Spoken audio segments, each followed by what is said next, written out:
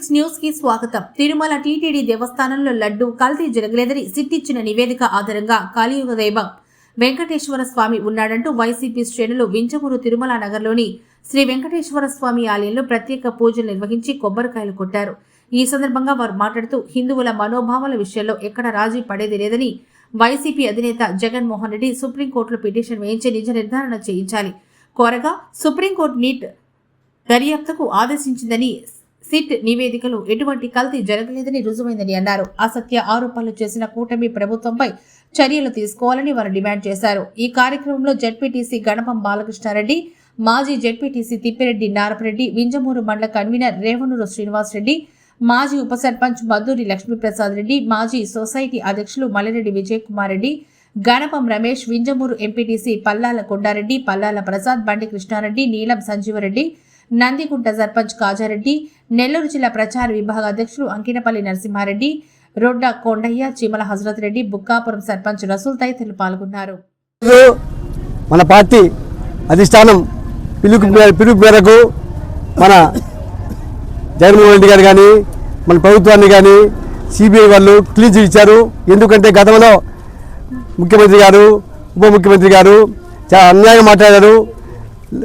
పందిలో లడ్డులో పంది కొవ్వు కలిసిందని, ఆవు కొవ్వు కలిసిందని అనేక నిందలు మోపారు. నిజంగా ఇది ప్రపంచవ్యాప్తంగా హిందువులందరూ కూడా చాలా మంది బాధపడిపోయారు. ఏందబ్బా మేము ఇదేంది పంది కొవ్వ ఇదేంది చాలా ఇబ్బంది పడ్డారు. అటువంటి ఇద్దరి నుంచి ఈరోజు సిబిఐ కానీ సిట్ వాళ్ళు కానీ ఈరోజు వాళ్ళ విచారణలో తేల్చేశారు. పందిలో ఇటువంటి పంది కొవ్వు కానీ ఆవు కొవ్వు కానీ జంతువు కొవ్వు కానీ తేల్చేశారు.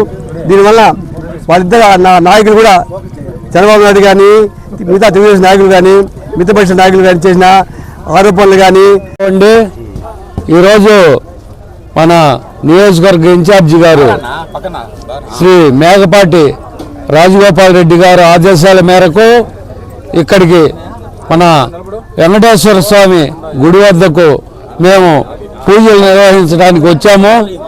ఇంతకుముందు ఈ కూటమి ప్రభుత్వం వైఎస్ జగన్మోహన్ రెడ్డి గారు 5 సంవత్సరాలు వాడిన లడ్డులో పంది కొవ్వు, జంతువుల కొవ్వు ఉందని చెప్పి ప్రచారం చేసి వాళ్ళు ఒక సిట్ ఏర్పాటు చేశారు. ఆ సిట్ కనుకైతే ఇక్కడ రాష్ట్ర ప్రభుత్వం వేసిన సిట్ కనుకైతే జగన్మోహన్ రెడ్డి గారిదే తప్పని చెప్పి ఉండేది.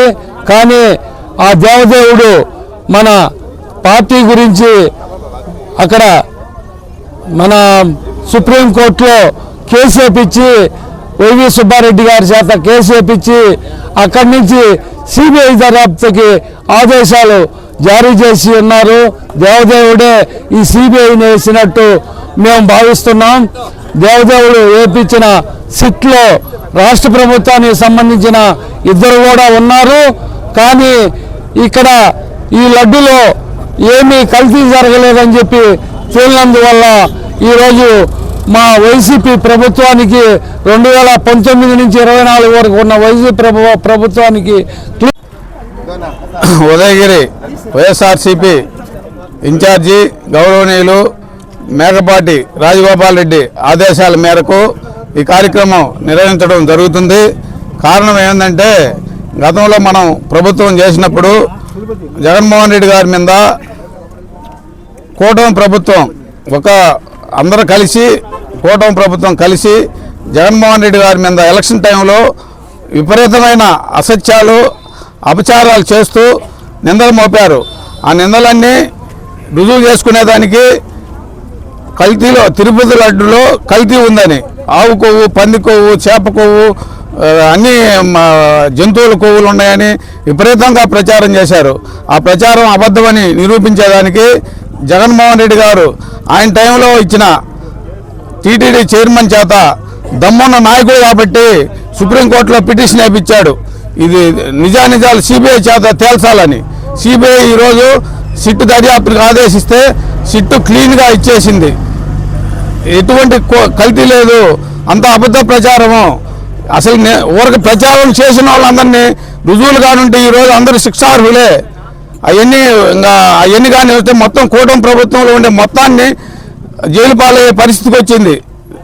వాళ్ళందరూ ఇప్పుడు తలకాయ ఎక్కడ ఉంచుకోవాలో ఎక్కడ పెట్టుకోవాలో కూడా వాళ్ళకే అర్థం కాదు. కావున ఆ దేవదేవుడికి ఆయనే స్వయంగా ఆయన మీద నిందారోపణలు మోపిన వాళ్ళని, జగన్మోహన్ రెడ్డి మీద నిందారోపణలు మోపిన వాళ్ళని